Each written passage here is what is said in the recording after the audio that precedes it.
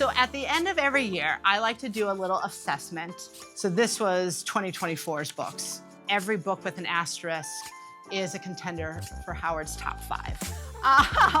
So I bring you to my office because this is actually where I have most of my books.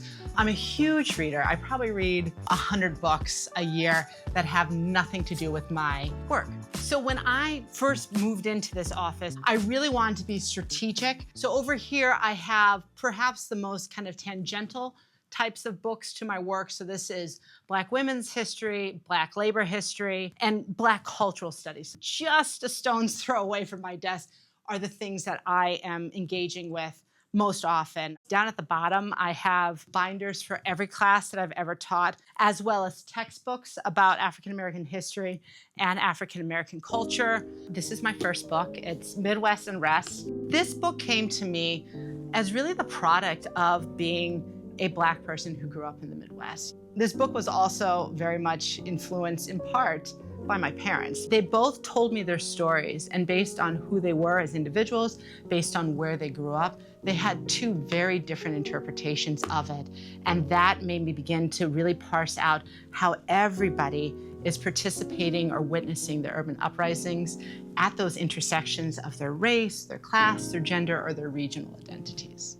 I think children's literature is way, way undervalued. Because I do a lot of hard history, love this book, Milo Imagines the World. It's basically encouraging us all to not think about the world as we see it. He's riding on a bus, but imagine a whole new world.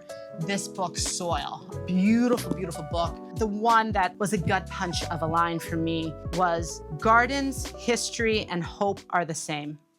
Though once dearly beloved, if left unattended, without anyone's dedication and care, much will totally be lost. And I just think about that a lot, tying to Milo Imagines the World, thinking about hope as an everyday practice, as a discipline. Another book that I just adore is Abena and the Important Men. And this was one of the first books to really come out as a graphic history. And what's so powerful is the entire thing is constructed from a single primary document. And that really gets at the idea that history is both an act of investigation and an act of imagination. We can see the documents, but we may not know how people were feeling. We don't know in what context they created this. As you can tell, I love books and I could talk about them, but that act of reading is what helps us connect to people across the world, and most importantly, connect with ourselves, because it helps us understand who we are and where we want to be.